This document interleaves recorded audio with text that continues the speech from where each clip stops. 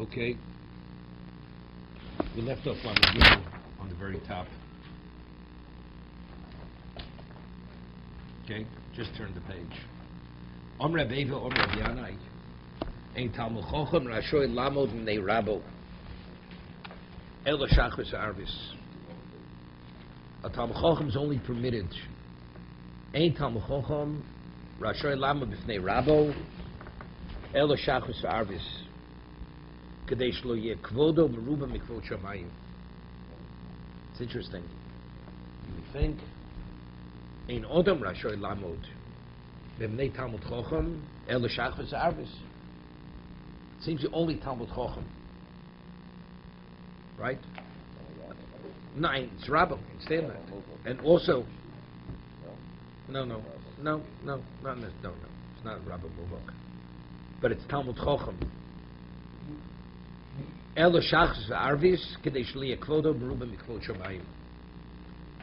is kavod. The kavod that he's displaying for his Rebbe is not greater than the kavod Shemayim. Person says Kriya Shema twice a day. You acknowledge Hashem twice a day. So for a Talmud to acknowledge his Rebbe more than twice a day, the acknowledgement is greater than kavod Shemayim, so it's a disrespect.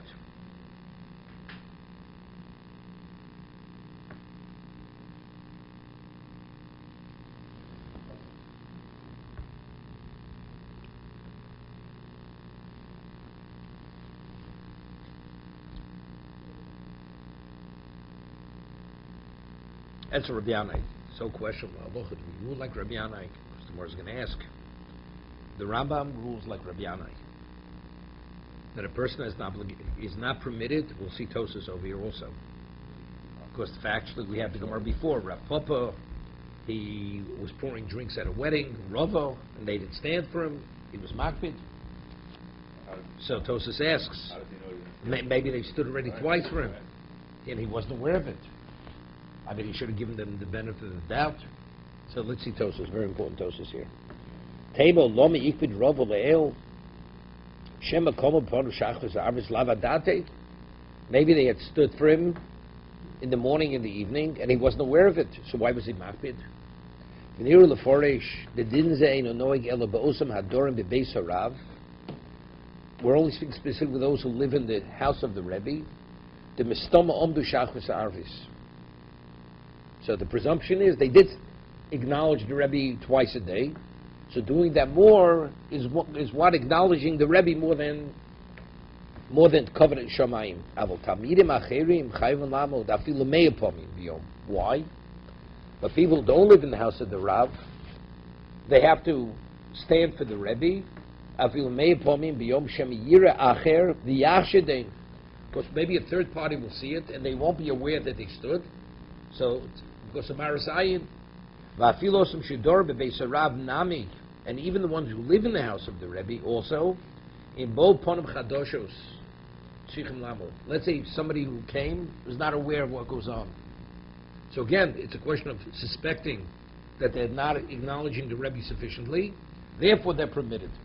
So if it's a very closed environment, like living in the house of the Rebbe and you don't have any outsiders coming in, then they don't stand more than twice a day. Because it's obvious they did stand twice a day. But in any other setting where there's a question, so if you take a look in the Rambam says, Talmud shu Talmud lefnei Rabbo. That's the way the Rambam brings the halacha Rabbi Yanai. A Talmud is always continuously before his Rebbe, is not permitted to stand more than twice a day. So because he's continuously before his Rebbe, it's obvious that he stood twice. So more than that, automatically he's demonstrating, displaying greater kavod for his Rebbe than kavod Shemayim, if he's not permitted. How do we look today? Okay, so today we don't have such a thing, right? Today it's not Durham Bebeis Rabbo. It's not speaking where you live in the house of the Rebbe. People come continuously. All kinds of people come in and out. So then you have to stand continuously when the Rebbe comes by, right?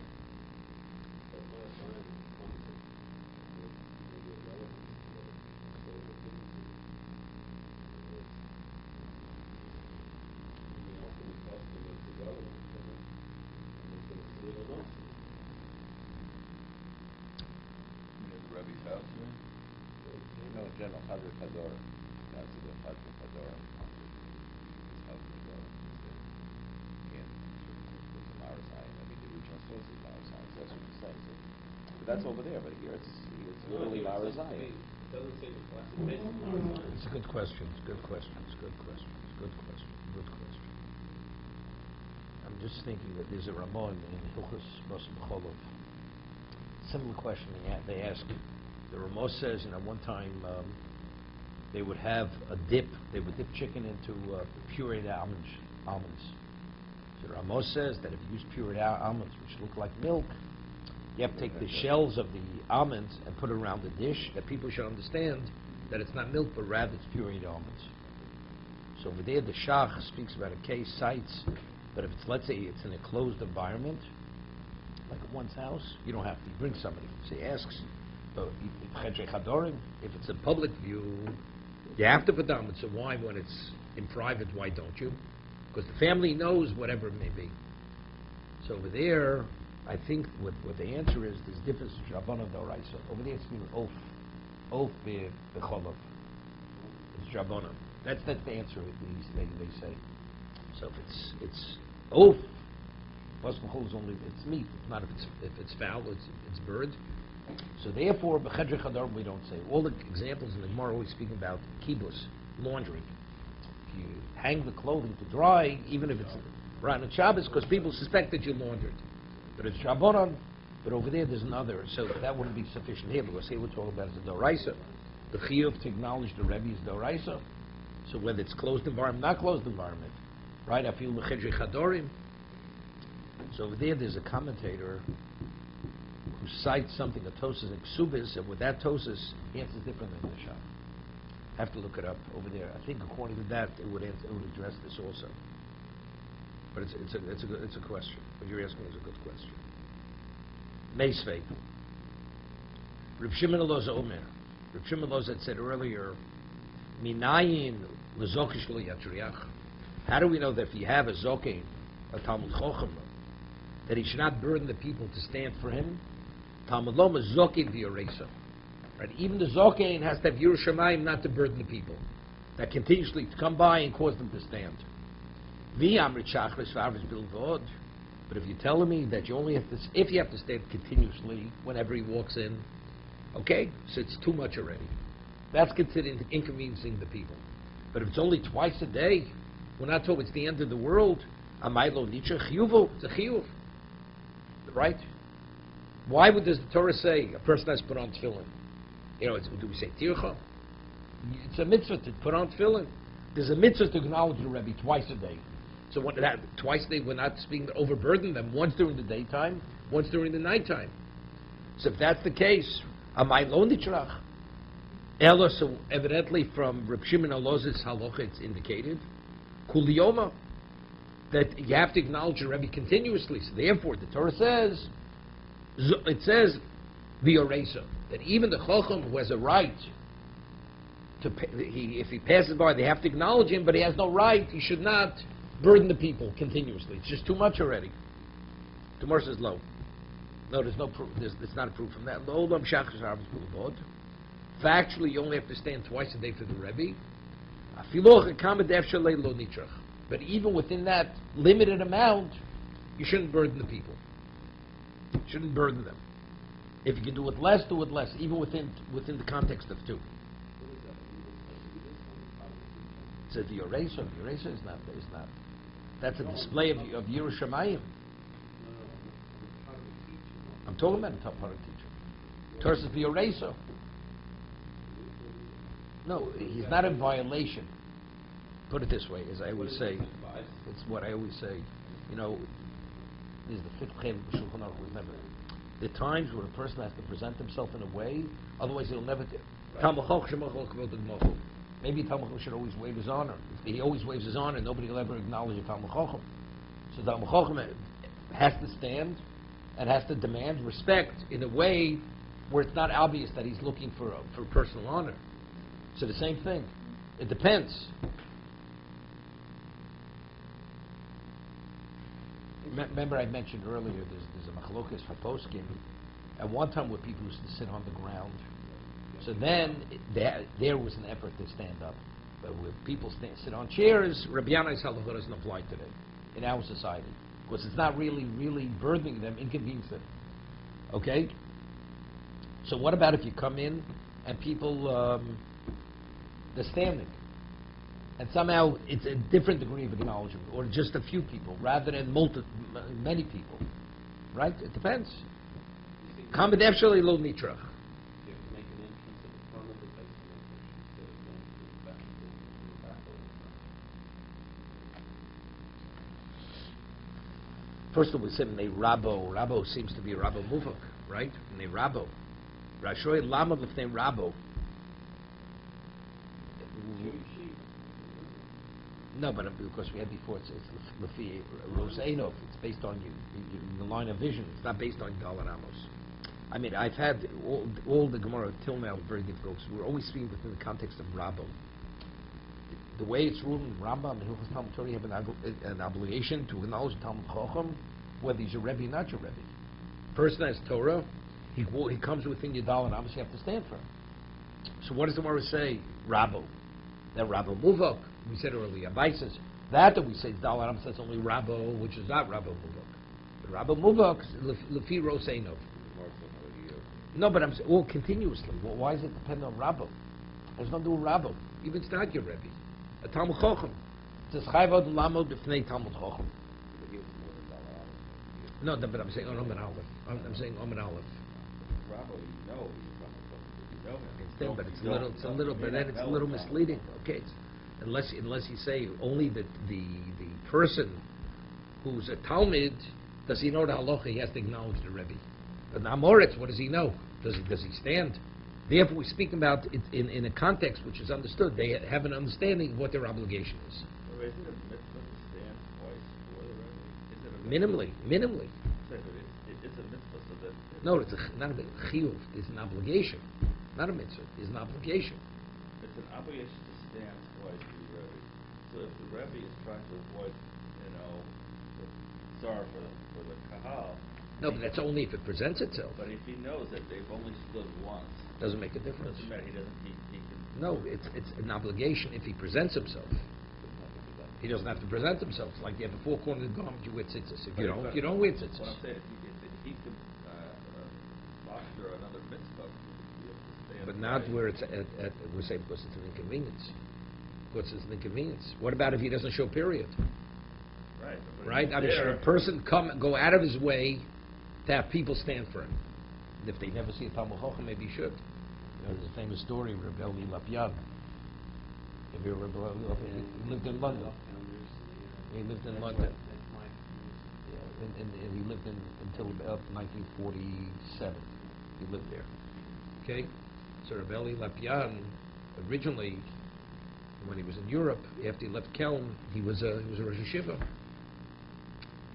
So, and he was very close with the Chofetz Chaim. So originally he had believed as a yeshiva, he'd most of the time be occupied preparing and saying shurim for the yeshiva. He realized that he has to, most of the time he's on the road raising money to raise money to support the yeshiva. So afterwards he was getting down. Here his whole aspiration of disseminating Torah, he turned into a fundraiser. So he goes to the Chofetz Chaim and he shares this disappointment with the Chofetz Chaim. The Chofetz Chaim says, you don't understand. He says, well, how would he raise money? He'd go to a community, a village where they never saw this kind of person before. And he would say shir, he'd speak Musar, whatever he'd say.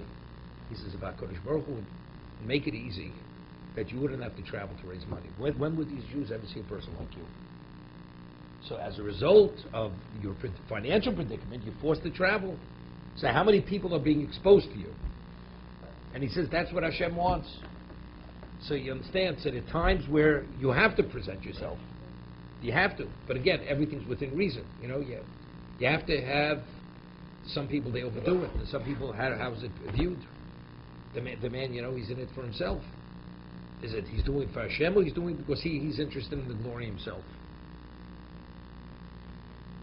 Omer Rabbi Loza called Talmud Chacham Shein Omed B'fnei Rabo. Rabbi Loza says Talmud Chacham doesn't stand for his Rebbe, Nikra Rosha. He's considered a Rosha. Ve'eno marach yomim, and he doesn't live long years. V'talmud mishtakeach, or mishtakach, and he forgets his learning. A person who does not stand for his Rebbe, shenemar, quotes a posuk in Koheles, the tov lo yia lo rosha, good will not be for the rosha, v'lo yarech yomim ketzel,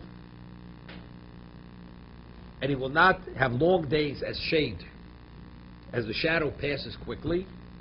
Asher enu yorei l'fnei Elokim, because he does not fear before Hashem. Why? Let's see. Mora. Now, what is it speaking about? What's Asher Einenu Yorei l'fnei Elokim? What's the Yorei? What is it speaking specifically? What does it mean? He's not. In what way does he display his lack of fear of Hashem? Harei Mora says Yiresim Elokech. Harei Mora Zukimo, standing for the Rebbe. That's Yiresim Elokech. That's written by what? When they say the token, right? But Daphne Zokin Yiresim Elokech. That's displaying fear of Hashem. So Zukima, that's standing. So Marias Ve'ema Muras Ribis, Muras Mishkolos. So now there's interesting Rashi here. By Ribis, it says that the Jew is not permitted to charge interest. Usually it says V'reisem Elokecho. Rashi cites that a person says when he lends money to a Jew, and he says, the money that I'm lending is not my money, I'm lending on behalf, it's a non-Jew's money. It's a guy's money. But really it's his own money. V'reisem Elokecho. Hashem knows the truth. Therefore, Yiresim Elokecho. It's not something. And what's Mishkolos? A person has false weights and measures. So Rashi asks, it doesn't say Yiresim Elokecho. In regard to false weights and measures, it doesn't say Yiresim Elokecho. Take a look at Rashi.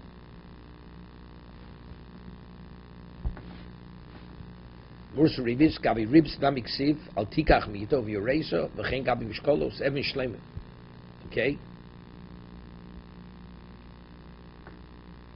Take a look in Tosis over here.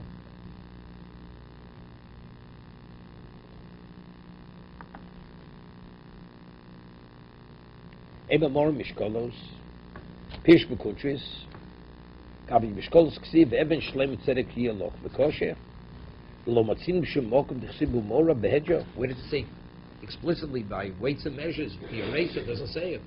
So what does the word say? Maybe it's referring to weights and measures. V'Yiresim Elokecho. Yishgorsim Michsholos, not Mishkolos. It means creating a pitfall, a misleading situation. You should not put a stumbling block before a blind man, meaning misleading a person. Give a person bad financial advice.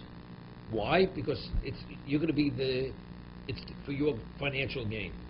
So it says although the person believes you're telling him it's in his interest. The Tomer came my Mishani Pnei Pnei. The Gemara to say, how do I know it's standing for your Rebbe? Because it's Pnei Pnei. Gomer Gabi Yeshul Nami Ksiv Pnei either. It also says Lefnei. Lositi Michshol. Also we can learn Pnei Pnei. What's the Gemara's answer? If it's speaking of Lefnei but Lositi Michshol, what's the Gemara answer? Because it says Pnei here, it says Pnei there. Lefnei over there also says Lefnei. Yishlomar. Lodomi Amido Mimnei Zokein Shaykh Liro Mnei Hashem. He says when you stand for a Talmud Chacham, we speak about that's displaying fear for Hashem. Kiddush Omar, as Hashem Elokecha Tiro, the rabbis Talmid Chachomim, right? When you stand for a Talmud Chacham, that's Es Hashem Elokecha Tiro. Reb Yitzchak, so that's why we don't mention, but we still didn't answer the question, right? That's why we exclude. But maybe it's referring to, where do we find Mishkolos? Rabbeinu Yitzchak Pirish, Matzidim Mora b'Mishkolos K'Diamrina b'Medrash. Zoches Esher Oselcha Amolek V'Ta'oyev Yogeh V'Lo Yorei Elokim. Right? What we read in parshas Kiseitze. Remember what Amalek had done for you, to you. Yorev Yogeh V'Lo Yorei Elokim Hainu. Why were we attacked by Amalek? Because we didn't have honest weights and measures.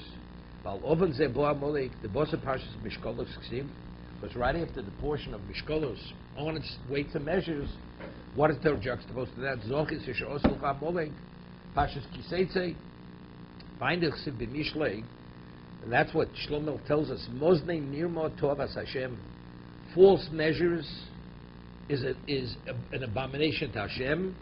The Evan Shlema Ritzono, and to have full measures, weights, that's His will. V'somachlei, and then Shlomo Mel says, Bo Zodon v'Yovo Kolon.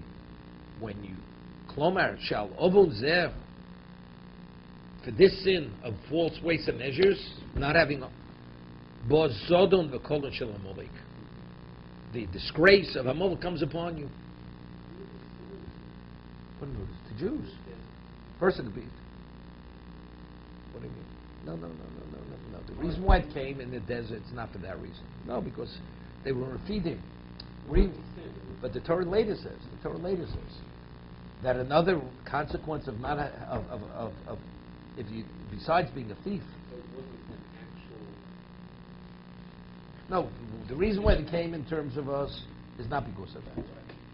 But it's telling in the future, the smuchim, right. The L'Yorei Elokim will be a consequence. Well, what does a person have? False weights and measures. Because lack of Yiras Shamayim, he figures God's not watching. But if you have Yiras Shamayim,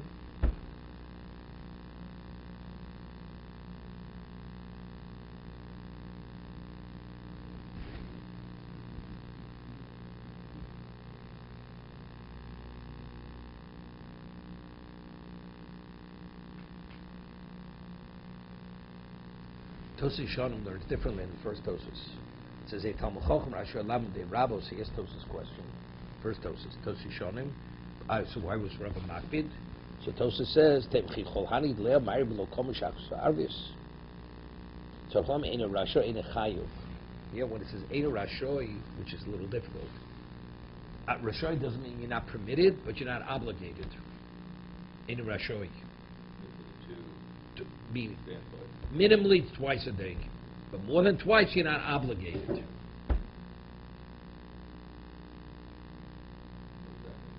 Not obligated, but if you want to stay more, you can. So therefore, over there, Rava. So why was Rava Makbid? Rava, so he's coming to answer Tosa's question, right? Tema. See, Rava held they should. If you're permitted, you should. You should have acknowledged me. If it's optional. So why didn't you? It's a disrespect. Okay, further. So Rabbi Loza answers, Pnei Gomer. Mipnei Seva Tokum. Not lefnei, but lefnei excluded. No, pnei. His help me lefnei. Sifosa mipnei seba. No, the pasuk. Lefnei Elokim. It says in Koheles, lefnei Elokim, and it says, right? V'odatu pnei zokim. Iboilo. Beno vu rabo mao.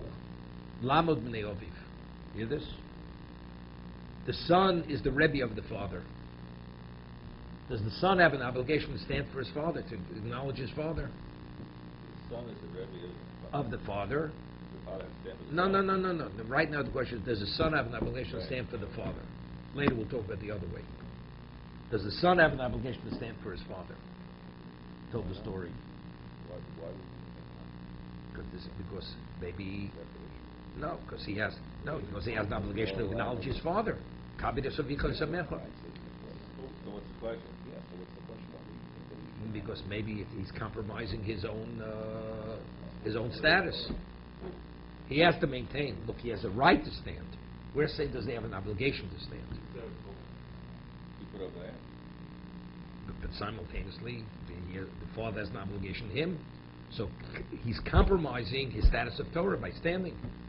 So because it's a compromise on the status of Torah delayed, therefore he has an obligation to stand for his father. That's the shayla. Right? Beno vu rabo. Ma'u lamod b'fnei oviv. Does he have an obligation to stand for his father? I told you the story. Shlomo Zalman Auerbach book came out about 6 months after he passed away.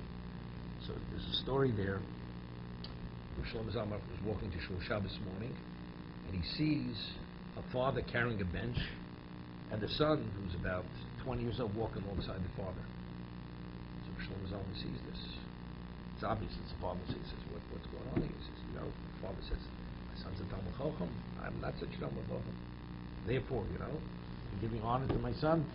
So I'm carrying the bench, and, Shlomo Zalman blew up. He reprimanded the son. He says, what can I keep it off? Over there we're not talking about the son was the Rebbe of the father. Okay? Toshma. Do'amar le Shmuel le Reb Yehuda. Shmuel said to Reb Yehuda, Shinino. He's a Shinino, sharp one. Kumi kabi abuch.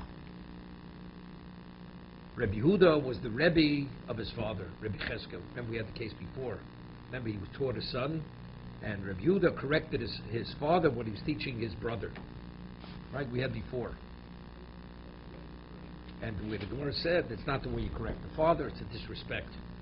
How you speak to a father when you correct him when the father made a mistake.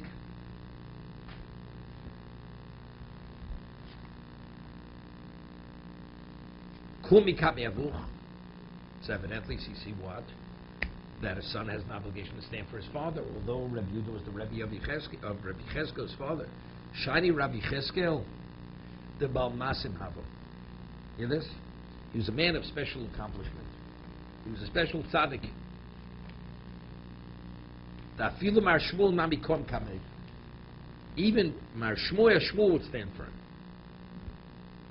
What is this all about? What is the obligation to stand for a Baal Masim?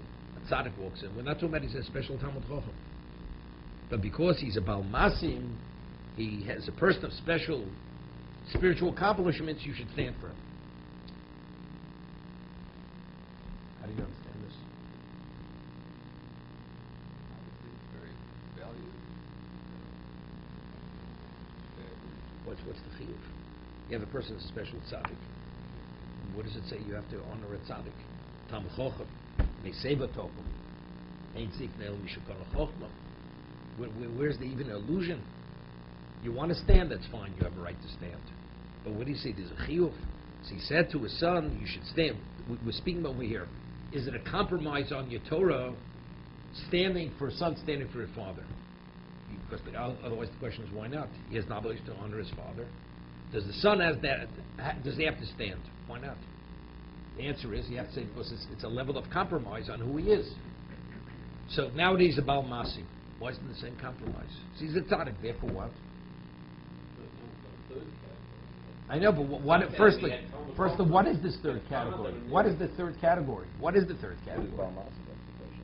But what is the category of Baal Masim? What kind of category is this? Tzaddik. Baal Masim, evidently he's special. It's more than that. He does special things. Right? So if he wasn't his father, he would have to stand? He's saying that he's standing for him. Shmuel said that he's So standing I think the whole idea. Shmuel definitely was greater than Rabbi Yehuda. Right? Shmuel reprimanded Rabbi Yehuda for speaking to his father, not as it with sufficient degree of respect. So now Shmuel evidently maybe is willing to waive his honor. He waives his honor for Rabbi Cheskel. So if I'm waiving my honor, you're going to tell me you not standing is considered a compromise on your honor? Shmuel was much greater than Rabbi Yehuda. So if Shmuel stands, so evidently you standing is not a compromise on your honor. Rab Shmuel, not Shmuel Hamavi. No, the Shmuel, Rabbi Shmuel. Right? Vafilu mar Shmuel not become kameg.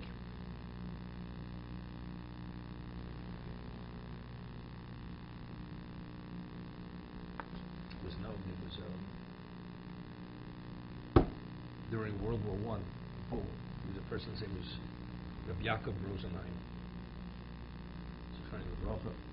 Yaakov Rosenheim was an Askin. He was very involved in that Buddha.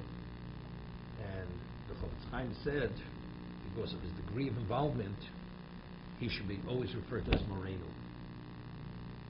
The Chofetz Chaim said this. And because the Chofetz Chaim said, He was always referred to, even by the Gedolei Yisrael, as Moreno Rabbi Yaakov Rosenheim. He was originally from Germany, Rabbi Yaakov Rosenheim, but it was Moreno.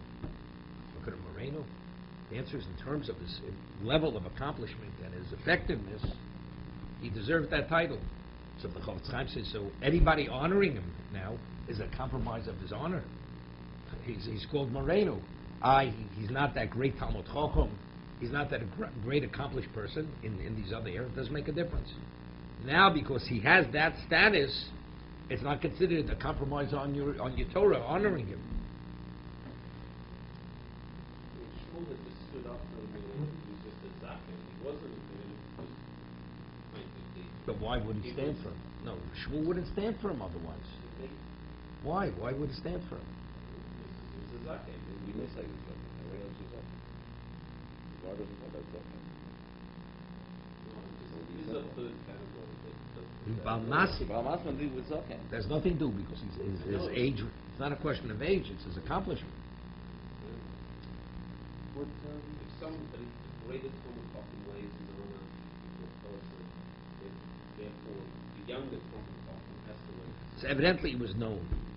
If it's not known and then he waves, so then you could say, it doesn't reflect well. But it was no. Shmuel stood for this man.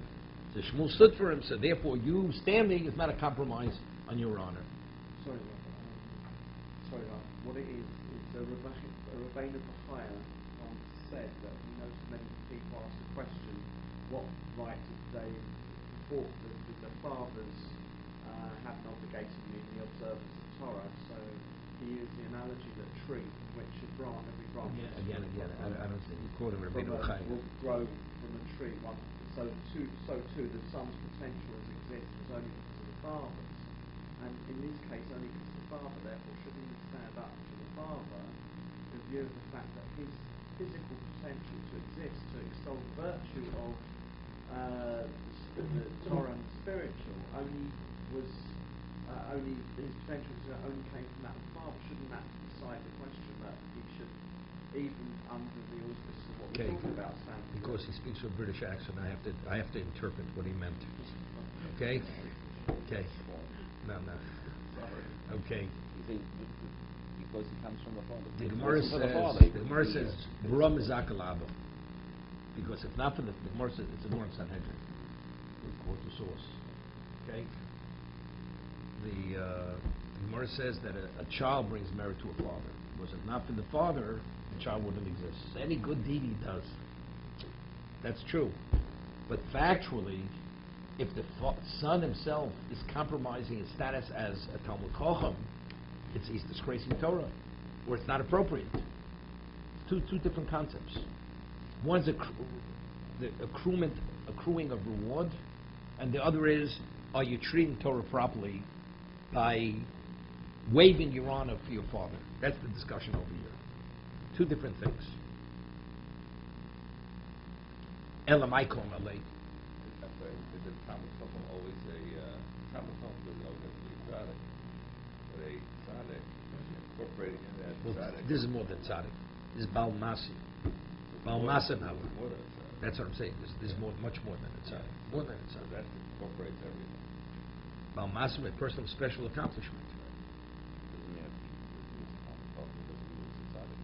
Right, right. It's Balmasmi, that he did special things. Special things.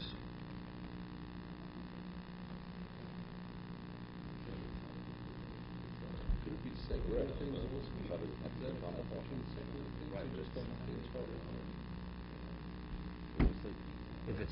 If it's Torah, then it's not called secular.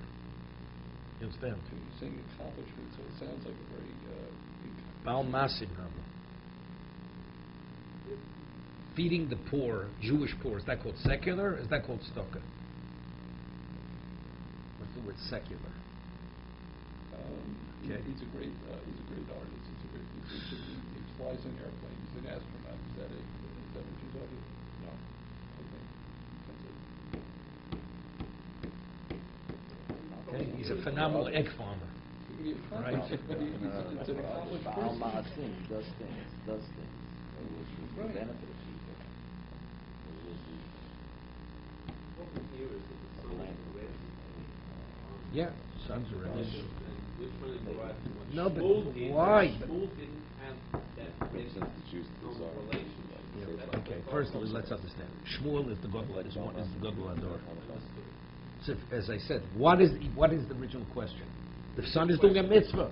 Is there a conflict between these two ideas? That's because, right, exactly. Does he have a right to compromise his Torah for kibbutz?